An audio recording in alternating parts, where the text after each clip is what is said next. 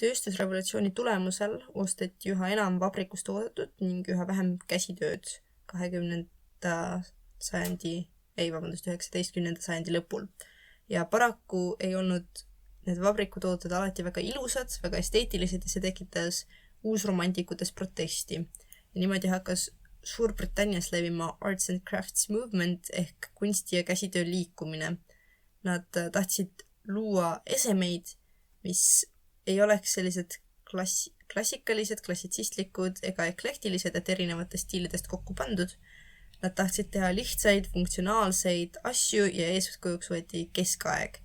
Vabrikutoodang oli alles, see ei kadunud kuhugi ära, aga lihtsalt nüüd tekkis võimalus soetada endale sellist natuke ilusamat alternatiivset tarbekunsti.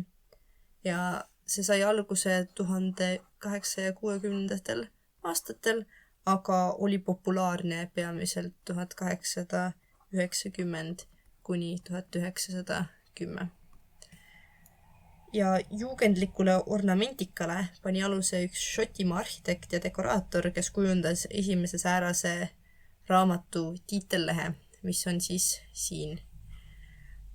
Ja juugendlik ornament võtab inspiratsiooni orgaanilisest loodusest, et näiteks taimevartest või õitest või lehtedest või tulest. Ta on ebasümmeetriline, välditakse sirgeid joonida, isegi ei proovi olla ruumiline. Siin on mõned näited nendest tarbeesemetest, mida peetakse juugendlikuks. Siin on ära nihkunud. Need nimed peaksid kuuluma nendele asjadele. Aga olgu siis niimoodi. Et siin on mingi tapeet, kasutab lillemotiive. No siin on ka mingid sirgeid jooned, aga tavaliselt see ei ole eriti tavaline, et kasutatakse meelega sirgeid jooni. Siis siin on üks vaas, siin on üks lamp. Ja juugendlikus arhitektuuris taheti, et hoone välisilme vastaks ka siseruumide paigutusele. Seega need hooned võisid olla ebasümmeetrilised ja ka seal kasutati ornamentikat ja kõverjooni. Ja palju kasutati uusi tööstuslikke ehitusmaterjale, näiteks rauda ja klaasi ja betooni. Et siin on üks hotell, mitte hotell, see on maja. Ja selle arhitekt on see härrasmees siin ja siin ta kasutab erinevaid elemente, et luua selline voogav ja uhke olemine, et see ei ole mingi muu kunstipool, et see ongi juugendlik. Ta kasutab võimalikult palju kõverjooni, sellist voogavat kunsti ja ilusat asja. Ja siin on üks tuntumaid juugendlikke arhitekte, Antoni Gaudi, kelle majad on ka hästi äratuntavad selle järgi, et ta tõsiselt väldibki igal pool sirgjoonid. Siin on ka voogavad pinnad, aga majade peal. Või siin on Sagrada Familia kirik, mida ikka veel ehitatakse, mille tema siis projekteeris, kus kasutataksegi hästi palju kõverjooni, hästi palju dekoratsioone, hästi palju ornamentikat.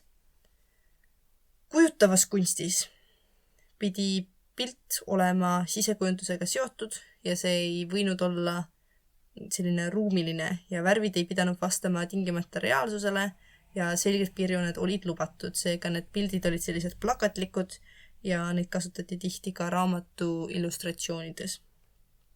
Et siin on üks raamatu illustratsioon, kus on üks noor kunstnik, kes selle lõi, suri ka väga noorelt. Siin on tõenäoliselt üks tuntumaid juugendlikke maale, suudlus, Gustav Klimti suudlus. Gustav Klimt kasutas ka hästi palju kulda oma teostes, et see ongi päris kuld, et see ei ole lihtsalt mingi värv, mis näeb pulla moodi välja. Ja veel üks väga tuntud juugendliku kunsti vilelev kunstnik Alfons Mucha, Tšehh, kasutas hästi palju sellist väikest ornamentikat, tegi suuri plakateid tavaliselt mingitele kuulsatele etendustele või filmitele ja nii edasi.